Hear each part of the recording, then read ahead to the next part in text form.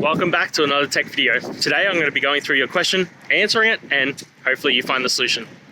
Now, don't forget to stay just a little bit crazy like me, and you'll hopefully get to the resolution.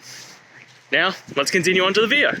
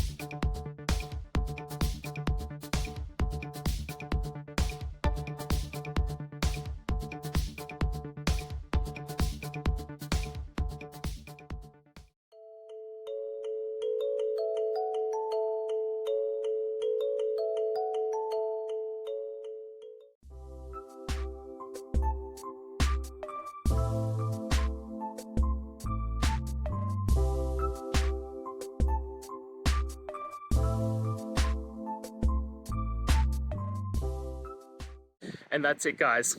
I hope we've gone through the question and found that solution you're looking for. And look, if we did, please hit subscribe. I'd really appreciate it. And until the next time you need technical help, I hope you have a good one. Cheers.